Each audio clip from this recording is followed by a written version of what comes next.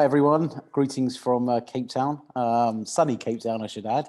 That was a really insightful session, and Team B has got a lot to live up to now. You've set the bar extremely high, so I'm looking forward to this session. I don't like to lose, I'm quite competitive, so let's see where we can get some equally action points that we can take away from this great seminar that's been running. I just want to make sure my fellow panelists are here. Mohammed, Balaji, Shadrach, Ashley, are you all on board? Yes, Darren, I'm on board, thank you. Shadrach. Great. Yes, Darren, I'm Balaji, on board too. hi, This is how you doing? And I'm here Very as well, well, thank you. Ashley. Hey Ashley, how's it going? Good stuff. Shadrach, I don't know if you, there you go. I was going to say, if you could turn your camera on, that'd be great. So nice to meet you all. I think it'd be fair to say that we're coming into this a little bit cold. We haven't prepped anything, so that usually makes for a really good discussion. I tend to find that when we have preps, those prep calls usually go better than the actual live event. So no pressure, but we've got to come up with some pretty interesting solutions that we can take away and hopefully drive some implementation of, or certainly some awareness of. So I'm going to start, and perhaps you can introduce yourselves. Ladies first, if we may. Ashley, would you like to give a bit of an intro? Tell us a little bit about yourself, who it is you represent, and kind of your interest in this kind of fascinating part of the ecosystem. Thank you so much, Darren, for that. And I do agree, the Team A has definitely set the bar really high, but I genuinely believe in us as Team B that we can definitely give them a run for their money 100%. So as was mentioned, my name is Ashley Mungai, and many of you have also probably heard me emceeing a lot of the day, heard my voice emceeing a lot of the day today. I am the head of external relations and partnerships at Global Policy House. And beyond that, my background is actually in law, so I'm a qualified lawyer, but over the last couple of years, my focus has been particularly in global political economy and global governance. But as you guys know, having been attending this conference, and thank you for that, Global Policy House is not only today's host of the event, but also an investment, digital economy, and blockchain solutions firm exploring emerging technologies in the context of emerging markets, trade, enterprise, and sustainable development. We have several arms that deal with policy advisory, investment, capacity building through training, which I'll be really excited to highlight a bit more about as we go into and integrate in my points. And generally, I'm just really excited to see where this conversation goes and to have the privilege to sit on a phenomenal panel with all of yourselves. Thank you. Fantastic, Ashley. Thank you very much. Should we come to you? You're in a very zen place. Very chilled. You look very relaxed. Tell us a bit about you and a bit about your background. Thank you kindly. I'm the co-founder of Coronet Blockchain, which is basically an e-commerce digitization infrastructure that will enable the marginalized economies in Africa to intersect or have an upper hand, or rather have an enablement to participate in this economic digitization in a post-COVID world. And our blockchain use case is in the supply chain framework. So our departure point really is human hair extensions, because the salon sector on the continent is made up of 500,000 salons, and it's made up of north of 2 million stylists. These are low barriers to entry as an industry. But what happens is the sustainability of these businesses, once they are in the game, and the trade financing and the trust and just having a longevity has been a challenge, not just for the salon sector, but when we later roll out the transparency and the see-through capabilities of the supply chain to the coffee, in order to enable the Kenyan farmers to also be included, which has been one of the key words with the other panel, to just enable financial inclusion and equitable participation by stylists, by salon owners that are on the downward stream, to also play very nicely with the big boys, the manufacturers of hair on the upstream. And that's just one of the things that excite me, that from South Africa into the continent of Africa, we can enable, or we can level the play field and enable the $7 billion a year industry on the continent to just have a level play field using technology for social good and equitable inclusion. Thank you so much. Fantastic. Well, listen, I'm not going to ask you any questions about hair salons, because that's, as you can see, that's way out of my area of expertise. So we'll stick to blockchain and digital currencies, if that's okay. Oh, good. Oh, good. Brilliant. Mohammed, can you hear us? Yeah, there we go. Mohammed. Yeah, I can hear. Hello, Darren. Thank you very much for having me this afternoon. It's afternoon here in Nigeria, and I'm so excited to be here with you all. Amazing speakers. Bolaji is my very good friend, and I think I used to see, I follow Ashley on LinkedIn, and Darren, I know you from afar also virtually. So exciting to be here with you. My name is Mohammed Ibrahim Jega.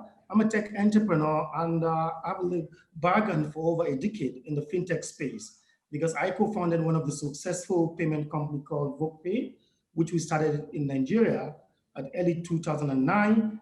And we play in the global space to see how we can be able to bridge the gap between payment and help create support structure around people and SMEs to be able to collect payments from Africa and to the world. And that has really given me a deep insight to understand that Africa has a lot of challenges in terms of moving cash and also doing things that has to do with cross-border transaction and also supporting remittances and what have you. So that has made me build capacity and scale up to understand the need to also take another challenge, which 3 years ago, we launched a blockchain technology company called Dominion, which I co-founded as well, which we're trying to see how we can be able to provide blockchain as a service to help support B2B and also B2G. Because we understand Africa has a lot of problems need to be solved, especially a use case that we're using, the issue of land registry. Issue of land is a major problem in Africa. We're trying to use our technology to see how best we can be able to digitize the land system and also put it on the blockchain so that we can be able to authenticate it and secure it. And some part of the second use case that we have is a cargo tracking solution, which we're trying to see how, because the global IATA has accredited all countries to have cargo enable automating their cargo process, where they could be able to move goods and services coming to everywhere in Africa. Africa was a bit saturated. We have porous ports, no tracking, we don't know what is coming in, we don't know what's going on. So we came up with a very dynamic technology to see how best we could be able to bridge the gap, support these governments to see how they can be able to automate that process and make it secured and transparent. So, and also some of the use cases that we have is to see how we can provide automated solutions for government. For example, we have a project that we're looking at to deploy currently in Nigeria with the Ministry of Finance to provide an ERP solutions to see how we can be able to manage the digital records and also integrate all their different warehousing, all their data into one synchronized platform. Another project we're looking at in our 5 use case is about digital asset registry, trying to see how we can be able to help give the Office of the Attorney General that capability to be able to be in the focal points to manage all data, records, aggregate it, and also to showcase this data in a one single format, because there's lack of compliance, there's lack of proper data that you can be able to align. Different MDAs under the ministry are giving different data, which has given a bit discrepancies, and that has really been, so that's just a little bit about a background, what we've been doing. Thank you very much. Thanks. So a big focus on using blockchain for smart contracts and for storing data and being able to keep that secure and obviously being able to make that traceable. So very interesting part of the market. Balaji, over to you.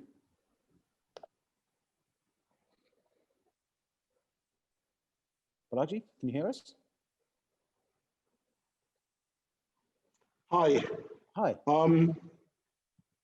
Could you repeat that question again? I sort of got cut off slightly. Yeah, I was just going to ask if you could just introduce yourself, a bit about you, a bit about your background, and what your sort of area of expertise is when it comes to digital currencies.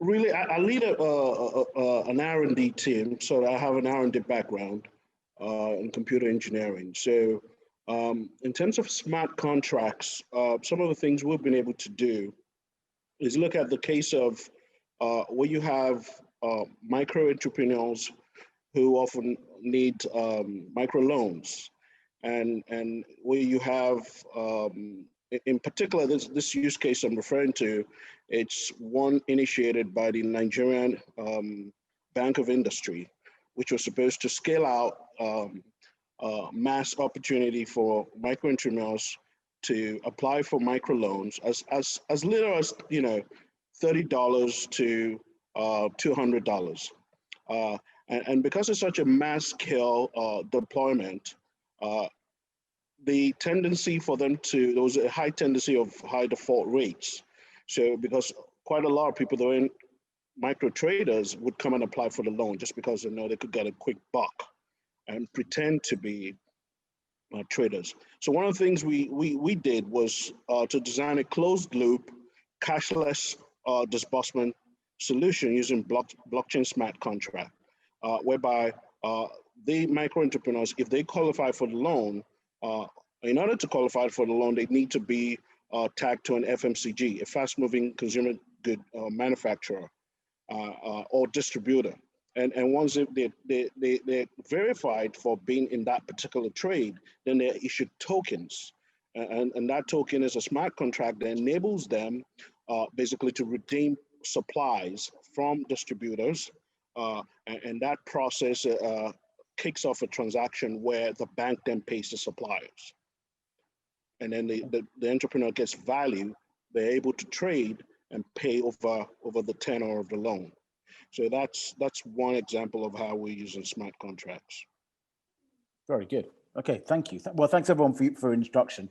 I think I'm going to get into the first question, and I kind of smile here because I promised myself about 3 months ago that I was not going to use the terms the new normal, unprecedented times, or social distancing, but I'm afraid I'm going to have to. So we're going to talk about technology post-COVID, and I think in particular how the adoption of digital currencies, or how perhaps the awareness of digital currencies and blockchain and various different associated technologies really have scaled and escalated post all this. I think perhaps COVID, and I mean this with respect to the pandemic, but perhaps COVID has been the single biggest driver for technology advancement since the internet, and that's quite a big statement. But if we look at certainly the world of payments, contactless payments, QR codes, e-commerce, online payments, and the way these companies and fintech companies here in Africa have just excelled, and we've seen some of the biggest exits in Africa's history. DPO Group, to name one, selling out to Network International during the COVID pandemic for a huge amount of money. So I think there's been a lot of dare I say, positivity around the adoption of new technologies and certainly on payments. I'd like to ask the panel what their view is on that, and where do they see, or perhaps what lessons we can learn with regards to technology advancement from a situation we obviously unfortunately find ourselves in. I'm actually going to ask Ashley first, if I may, from perhaps the regulatory or policy, maybe even from a legal perspective. How do you see things moving along, and what sort of takeaways can we yield from this? So thank you so much for that question. I would say that that's a really tough question to say, because of course in this unprecedented times, which I think is the buzzword of the season, is that there's so many lessons that we can take. And rather than, I'm going to try really hard not to repeat the solutions that were mentioned by the team above. So in an attempt not to do that, I will say, I think the big things we can take away from are, of course, the adaptability and also the need to continue to change the narrative. I think one of the biggest things that we have seen in this pandemic season is that African technology was kind of relegated and kind of forgotten or underestimated. But one of the things that we have seen come out unprecedentedly during this pandemic is the ability for African think tanks, African technological companies, and also African fintech to actually take their place and drive change, not only just driving change, but also drive innovation in the health sector, drive innovation just in across the board, really. And I think for me, what I would really highlight is the need to celebrate our own accomplishments. I think one of my favorite proverbs is, until the lion learns to tell his tale, the narrative will always favor the hunter. And I think that continually is what is perpetuated about African technology, is that it's constantly underestimated. And this is even shown in the fact that, for example, many people do not know that Senegal produced a mass corona testing kit that it costs less than $1 a day and is as easy to use as a pregnancy kit.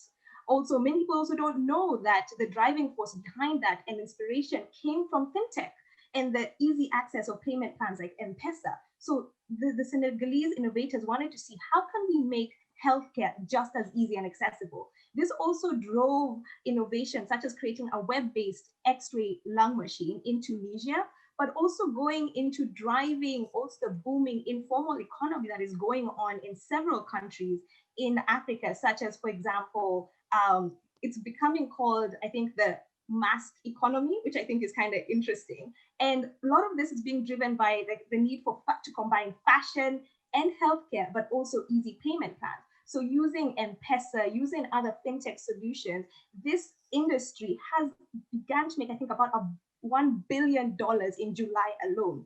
But this was just in a month. So I think the big question that we need to start looking at is not only how can we change the narrative, but how can we use fintech solutions to protect and integrate the informal economy to allow for equitable growth across regions? Because what we often see, I think, with the pandemic has shown us is that it has exacerbated a lot of the barriers that were previously there. So it has also meant that those who unfortunately are more privileged have continued to operate almost as if life as usual. Whereas we have some of the people who are living in the informal sector, informal settlements, having to choose, do I risk the pandemic or do I risk going hungry? So how can we use technological advancement to ensure more equitable progression of our youth, our women, and some of the people who are the most marginalized in our societies? And I look forward to chatting more about this with the other panelists and highlighting that more in the questions that I know are to come. Thank you. Great, thank you. Would anyone else like to chip in on this? I've got kind of a follow-up to what Ashley was just saying. And in the previous couple of panels, we were talking a lot about education and a lot about sort of the awareness of digitization and digital tools and digital methods.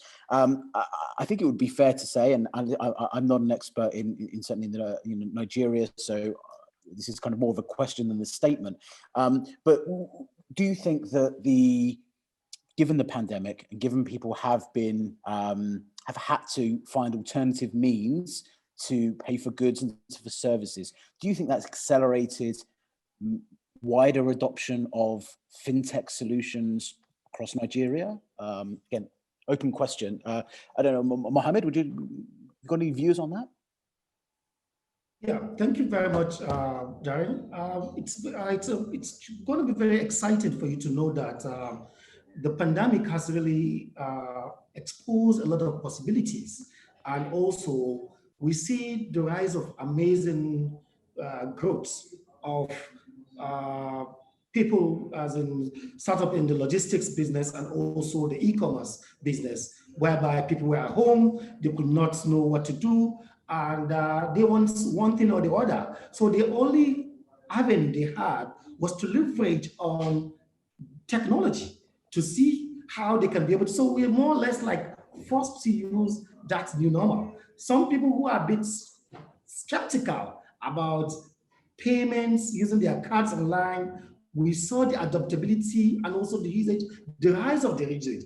In spite, a lot of banks had to evolve, had to come up with a different, improve on their apps and solutions during this pandemic. So if you use that app today, you come back tomorrow, you see some services added and what have you. Even we at VokePay, we had to also launch a digital bank during this pandemic because we had people were watching Netflix, people were buying call card, people were buying data, people were paying for power, and they need a service. They need a service. You need to create a marketplace for them. And we also had to reach out to some of our networks, our merchants who are into e-commerce to see how we can aggregate some of their solutions on the platform. So I saw that rapid growth at this period, and people in the fintech space and also in the e-commerce space had to step up their game by improving, doing more on R&D, improving on their services, and see how they can be able to complement and support their startup. Because I do a project called Startup Ariwa, which I'm mentoring over 10,000 startups and within the space across Nigeria, and we have a platform called Virtual, WhatsApp platform, the Telegram, and also social media platform, Facebook, where we've been sharing information, opportunities, and also steps to take to improve on the services. The main ones who have been focused at this period were 1, fintech, 2, logistics, 3, e-commerce. They really disrupted the space within this period. We saw the likes of Sharp Logistics doing thousands of rides delivery within this period. We saw a lot of fintechs doing a lot of different providing services, and goods-based services were being used and utilized during this period. So that has really given us hope that the pandemic, in as much as it has its own side effects, it also contributed to the growth of and adaptability of technology, which was a good win for us in Africa and Nigeria, because people could now have a platform that they can trust, that they can use, that they can be able to get used to that. They got used to buying as low as water online. People could buy foods. Before it wasn't normal. They had to now step out of their comfort zone. Now there was a lockdown. You can go out, but you can order. They had to do that. So it was really an exciting moment for us. Great. Balaji, a question for you, if I may. It sounds like you do quite a lot of work with the governments. What have you seen at that level, at governmental level, when it comes to planning post-COVID? Obviously, I'm not talking about large-scale infrastructure, but certainly on digital currencies or digital technologies. So, I mean, it all depends on which agency and having the right sort of leadership in that particular agency or ministry. So, for instance, one of the other projects that I worked on was the development of an excise trade enabling platform for issuing licenses for excise trade by the Nigerian Customs Service, and also issuing permits and licenses for importation of production materials. So at this particular agency, that is the Nigerian Custom, we had an internal sort of sponsor. The head of innovation in Nigeria Customs was very keen on blockchain technology. He knew what he wanted. In fact, there was very little sales pitches that needed to be done. He had approached Oracle in Nigeria, and that he wanted a blockchain solution that he believes that is going to enable him provision a highly secure, highly transparent process implementation for the excise trade. And given that the excise trade had no technology in place, it was all paper-based and very, very ancient. So he wanted to first modernize it, automate it, but then he wanted the best technology for it. And he wanted blockchain, and he understood the use case and why blockchain was appropriate. So that made the work a whole lot more easier. So awareness is very key. So with some initiative we have with the Nigerian Stock Exchange, we're trying to create awareness within the markets, all the market operators, from issuing houses to registrars, to the settlements company, to create like training initiatives that would bring about more knowledge and then foster innovation and adoption of the technology. So it's very key. So every agency or ministry is very different. And then you just have to hope that you have the right person that would want to pick on this and want to make a name for themselves and want to do something proud for the country. And I think that's the way to go. So you got to put your ears out there also, and you also have to make those initiatives to try and do a pilot project for free, do a trial session, bring them along. Another initiative was with the Nigerian Securities and Exchange Commission, which we approached a couple of years ago to see how blockchain could be adopted for the capital markets. And in fact, they had provided a licensing regime that would allow fintech companies to apply for like a sandbox regulatory license. And so we took that opportunity to pitch a blockchain securities exchange license under a sandbox. And obviously they were very new to blockchain and they've heard of crypto, Bitcoin, and so on. And so we had to do a whole lot of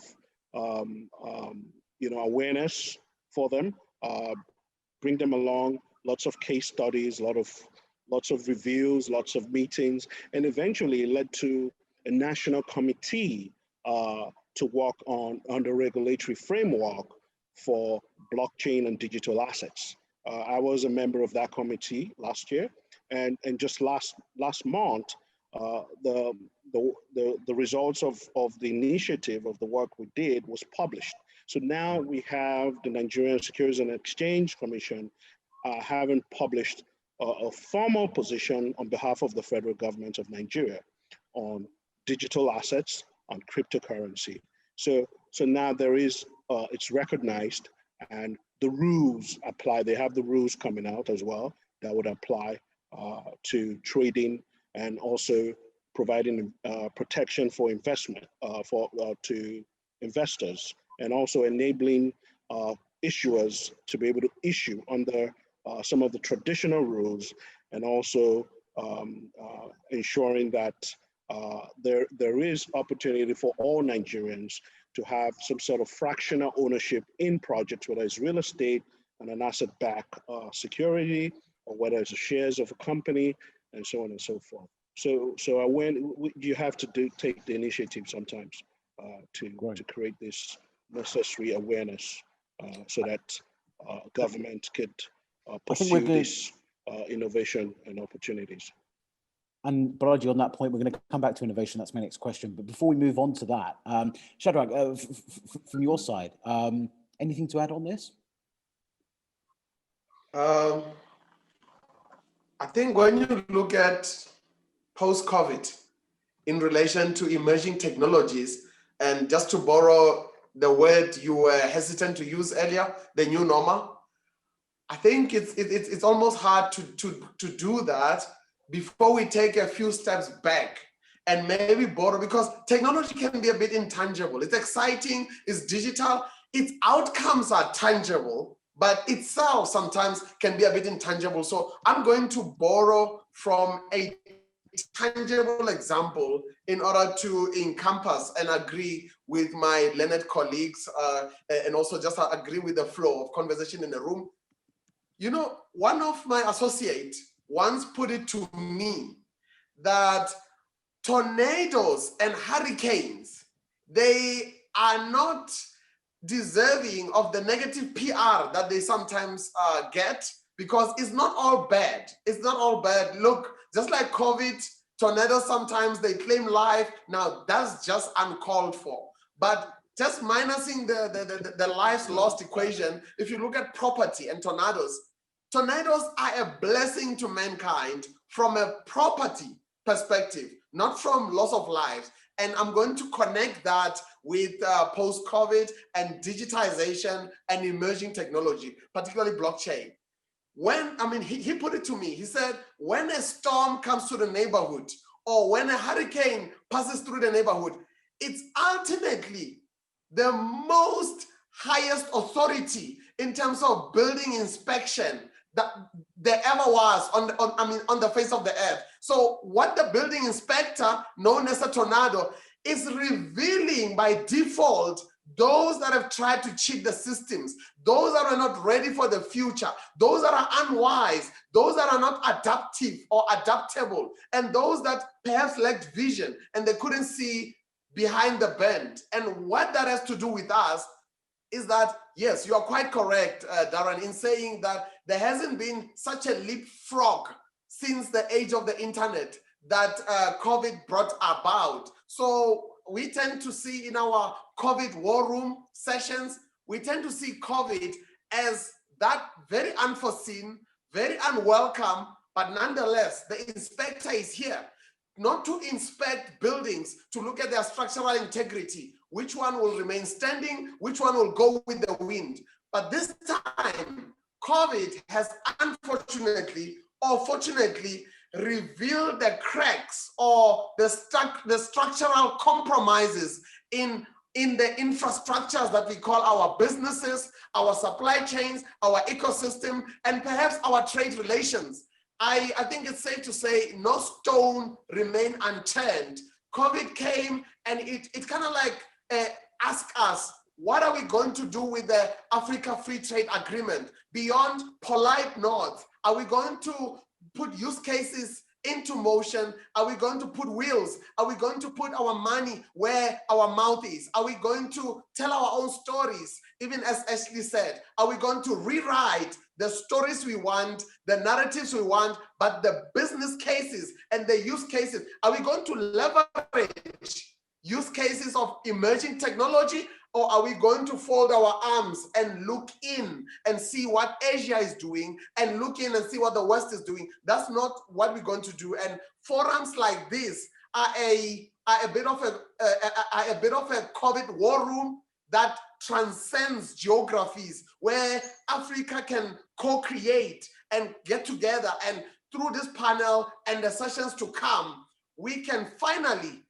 turn the winds. I mean, we can finally shift the sails from a sailing perspective. When the wind comes, the sailor doesn't say, oh my goodness, the wind is here, I'm finished. No, the sailors will adjust the sail in order for the wind to spur the ship in the right direction. So I'm already beginning to see through this co-creation from the southern tip of the continent, across the western tip, and just globally, I'm already seeing that Africans and our global citizens are joining hands to respond to the carnage that COVID is leaving on our path, but to mechanize the levers of emerging technology and mechanize our humanity and humility in listening to each other, in getting to know each other, in crossing the road, in using our visas to now kind of like lower our borders, unify our currencies, and just stop looking at each other of what passport is she carrying, what passport. It's all about, can we be this borderless think tank, much similar to Doctors Without Borders? Can we be tech experts without borders and co-create and define and mechanize into action the Africa we want, whether through blockchain in terms of a truth machine to kind of like do away with some of the blind spots that were there before COVID in supply chains, or as a unifying force so that the little guy can have a fighting chance when transacting with global titans. Thank you so much.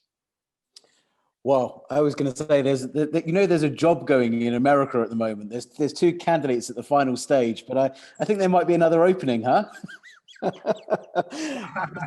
That was kind. No, listen, you're clearly extremely passionate about this, and that was very, very eloquently put.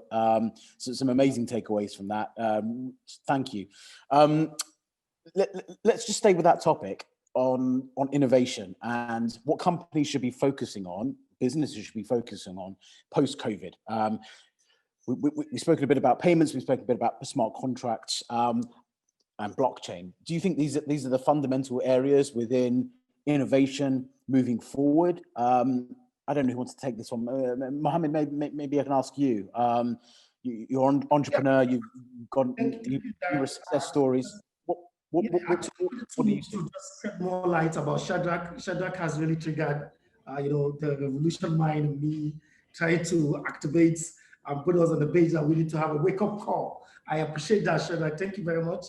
Interesting times ahead for entrepreneurs post-COVID, because as the dynamics of how we interact and also how we do business will radically change. We all know, but we want to do which we'll do in determine what we'll do now will determine winners and also losers. And that is how we have to emotionally attach those who are emotionally attached to what they do and those who cannot see beyond their emotions, because it's a two-way thing. Just like everybody will little know about Corona and the COVID period, the future is more speculative. And I want to say this for entrepreneurs because, but the key takeaway here is to be emotionally discharged in terms of venturing new frontiers, because we need to stay focused, agreed, and we keep eyes on the ball. But this pandemic demands a significant shift on how we live, interact, and also conduct business. And also, it places enormous demands on businesses to adopt, innovate, or die. I mentioned earlier about so many businesses that have innovated, that have disrupted using the present situation that we have. The current climate, indicates that business as usual practices will no longer be the same. But we cannot guarantee a smooth ride as we did before COVID, because we're already here.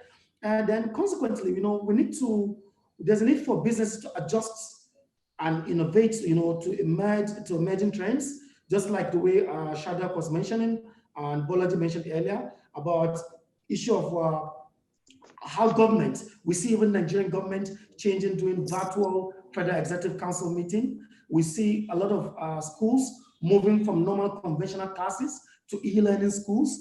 And that's why it's saying that the managing work from home to culture to ensuring health, safety, and also employees and partners has really been a matter of consideration at this critical place.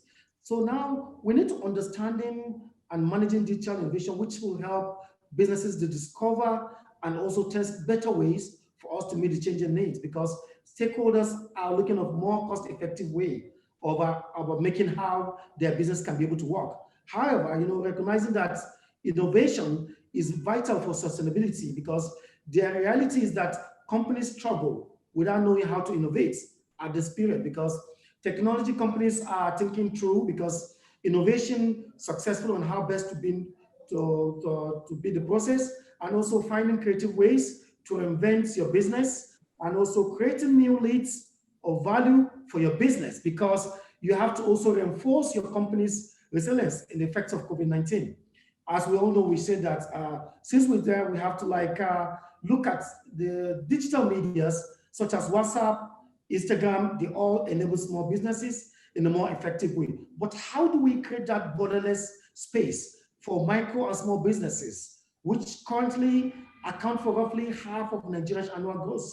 In Nigeria, I'm looking at I'm using Nigeria as a case study now, because they are my targets, because we need to look at how best we can be able to see how we can be able to help them to be a big driver in the growth of our economy, both in Africa, because we are talking about the African landscape now, digital landscape. And I mentioned earlier about the likes of, we see agri-tech solutions, we see fintechs, and also logistics, and the e-health solution, the likes of SmartQ, and also e-learning, the likes of My Learning Academy, and even some amazing things coming up with like work. But how do we use the adaptability of it across border? Because government need to adhere about now how to effectively meet up to that. How can they adopt the e-governments policy? How can they adopt the e-learning policy? How can they adopt the e-management policy? All the E's, how can we introduce all the E's in our government for them to accept the new normal and see how best we can utilize the space? That is the angle I want us to pay. Because in terms of currency, in terms of digital assets, we have been playing a very, very vital role. Bolaji will give you a very deep insight about that, because he has been a very stakeholder about FX and medical aid says about payments and what have you. So I believe this has to be done in such a way whereby we can be able to carry everybody along, all parties along, so that we can look collectively, synergize, and see how we can be able to have a working relationship to compare notes and integrate whatever we're having across border, be it from Nigeria innovation or the South or the West or the East, as Shadrach mentioned. Thank you. Great, thank you very much. Bolaji, as Mohammed mentioned just a moment ago, in terms of your sort of deep understanding in this sector and looking at innovation, what should companies be focusing on from your perspective when it comes to innovation post-COVID?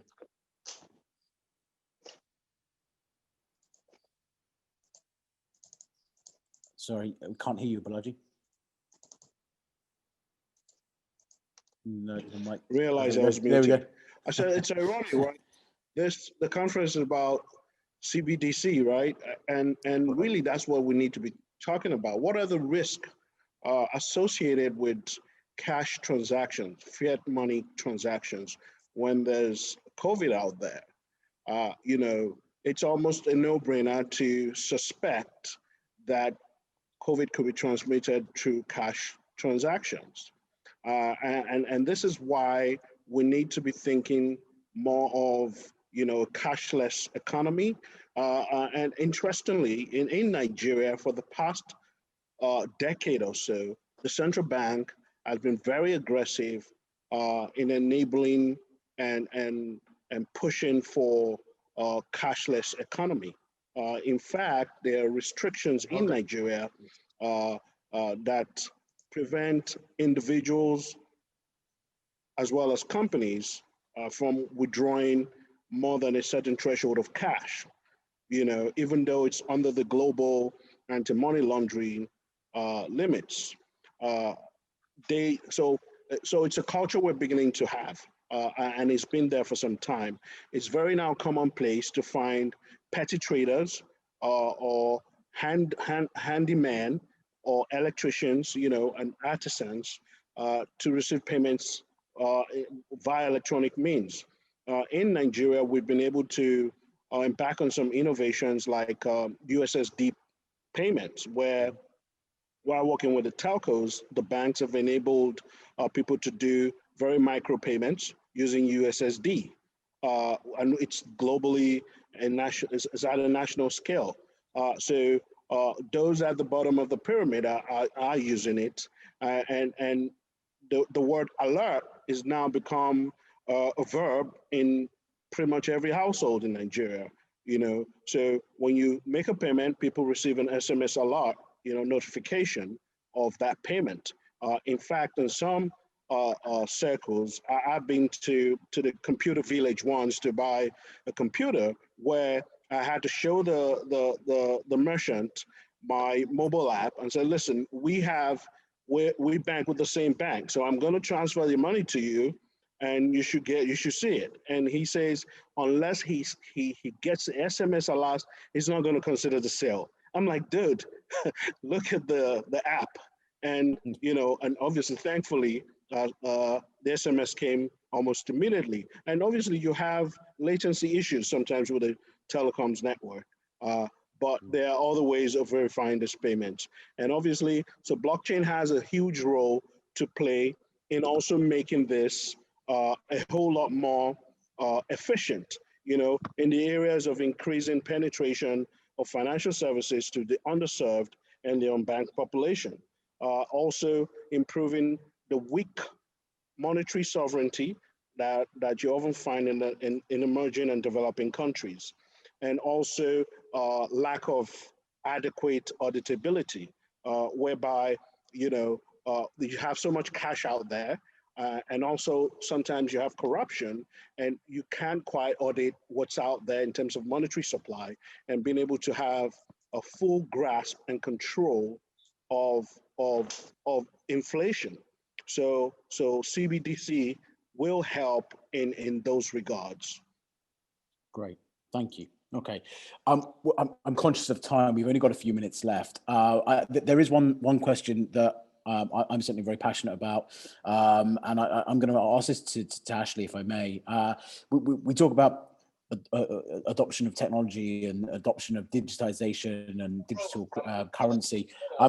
But let's talk about how that impacts women specifically. I think the previous panel did a very good job of answering that, but maybe we can come up with some other ideas about how blockchain, the associated technologies, DLT, etc. Sorry, someone's got their microphone on. I think there's someone who's not a speaker has got their microphone on. To mute Salisu. Okay. It's Salisu that is interfering. Mute him. Right. Yeah, let's see if I can mute. Oh, there we go. So Ashley, let's cut straight to the chase. How do we get more women involved in the? I'm going to talk about the industry. I'm not necessarily going to speak about financial inclusion because I think that's been covered. Let's talk about the industry. How do we get more women in the industry? I absolutely love that question. I think the first thing that I would raise is just to touch on something that was raised earlier, I think by Shadrach, who highlighted the way that we need to stop just looking at the COVID-19 pandemic solely as a pandemic, but also recognize the fact that in reality, change is not often natural. It is often precipitated by a crisis. And this is a prime time for disruptive technology advancements in fintech ecosystems to look for a way to make possibly more equitable trade links, either for countries as a whole, women, or groups that have generally been marginalized. And one of the things I will say, and I love quoting people, as you've noticed, but I think one of the things that I would recognize is this pandemic has also exacerbated the fact, the inequality that is existing in our nations, especially with the uptake of, just in the uptake of technology as well. I would say this particularly that has been facing women and the girl child. Not only do the women and girl child already have several disadvantages, such as the glass ceiling, access to education and everything, these have exasperated in this season because more often than not, a lot of the caring responsibilities have been pushed over to women and girls, whether that is healthcare or in the family context. So I think the best thing that we can start to recognize is that we need to see how we can both innovate and have private and public partnerships so that we can create upskilling opportunities. Because also what's happening is that with the rise in job losses of a lot of the informal economy because of the pandemic and the lockdown and the shutdown, the people who are most impacted by this are actually women and girls who often take part in the informal economy, either as shopkeepers, either selling in the market and everything. But what we should be focusing on is how can we as stakeholders partner with governments to have upskilling and capacity building programs integrated into our COVID-19 stimulus packages. And as we do this, how can we target this especially at youth? Because one of the things that we constantly hear as well is that Africa is the future. We have the youngest population, everything. But what we have is an untapped resource. Because yes, we have the labor, but that labor is not skilled and not skilled for the future towards we're heading. And that's where I think programs of upskilling, retraining need to happen. But at the same time, that responsibility doesn't solely fall on the government. That responsibility falls on us as stakeholders in industry to come on board and say, actually, how can we strategize collectively and impact these people? And I think what I love as well is, as Global Policy House, just to give us as an example, is that we have started we're starting and launching a Digi Educate platform. So one of our skills that we offer as an organization is we already offer training to governments, we offer training to banks, we offer training as well to UN, ICC, and all these different myriad of our partners who many of you have been able to see during this conference. But what we're hoping to do in this latter part of the year is to take that and actually also offer opportunities for that same training in either AI, robotics, blockchain, all these fintech aspects, to taking it to the kids, taking it to the youth, taking it to the women who are going to be that future. And I think that's really one of the strategic solutions that we need to recognize. Because also one of the things that I would raise as well is that this season has also shown us the redundance of the physical office. So another opportunity that we as stakeholders need to look at is how can we leverage this into expanding opportunities to people who previously could not access these job roles. Because now that we are decentralizing away from the need to have physical offices, how can we offer more opportunities to young people in marginalized communities? How can we offer more opportunities to women who usually may not have structured working hours because of healthcare responsibilities? But how can we expand and prepare more equitable progressions for all people involved? And that's why I would say that I think education definitely is a big thing that we need to do, but also partnerships.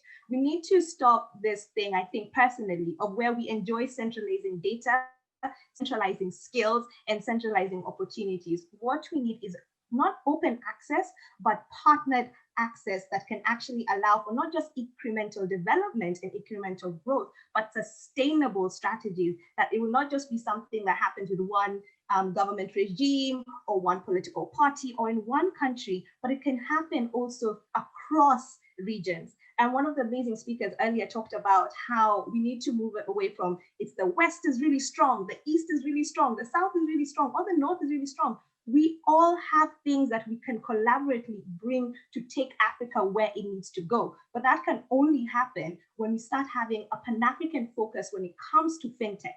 And that's why I love this conference, because it's not just looking at it as a West African conference, not an East African conference. It's looking at how can CBDC and fintech as a whole be leveraged to increase capacity building on the continent. And it's not a question of I'm here to teach you and tell you how you can do it. It's about let's learn from each other, let's grow together, and let's partner together to move collectively forward. And I think that would be my proposals and solutions, and particularly targeting my girl child. I as also representing the only female on this panel, targeting especially the girl child who often finds fintech and CBDC buzzwords that generally are more daunting than anything and are a barrier in itself. How can we make it easily accessible, that it's not just a buzzword, but something that even children, grandmothers, women, girls can be able to see that I have a collective role, and my role is just as important as somebody who has probably a master's degree. What is my role to play? And I think M-Pesa is a phenomenal example of that, because that is one aspect where it doesn't matter your age, as long as you're 18 and above, really, you can, or your gender, you can be able to access, use it, and be able to put it forward. So those are my few thoughts. Right. Thank you. Asha, thank you very much.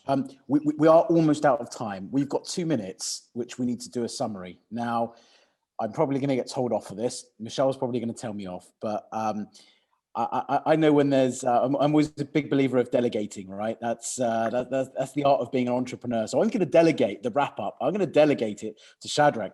Shadrach, you're going to wrap this up because you speak so eloquently and so passionately. The floor is yours, my friend. You've got 3 minutes, okay? So no one's going to interrupt you.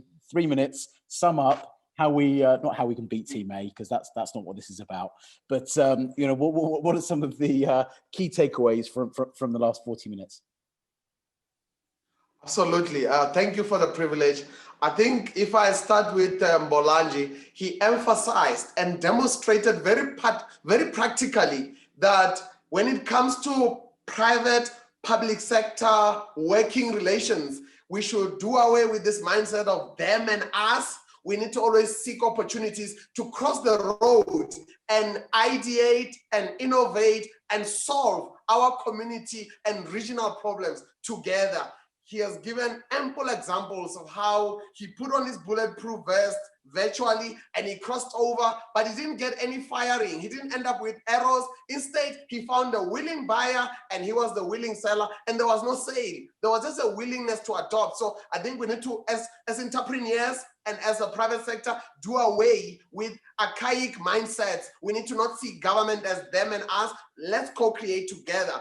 And of course, the prioritization of the girl child actually put it so well. There's a principle called lift as you rise, meaning if the girl child doesn't win, we all are not going to win. Maybe we don't see it now, but another pandemic, God forbid, might come and expose the cracks in our thinking. So we need to prioritize the sustainable development goals. She actually mentioned 2. She mentioned education. She mentioned partnerships. Partnerships is the 17th SDG. So it doesn't need to be that government responsibility. Let's take ownership of using technology for social good.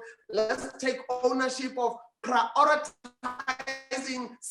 skills, because we can have so many people on the bench. By 2035, we're going to be the youngest continent. We're going to have 600 million youth in Africa that are looking for work. She's advocating, or we are advocating together to say, let's skill them.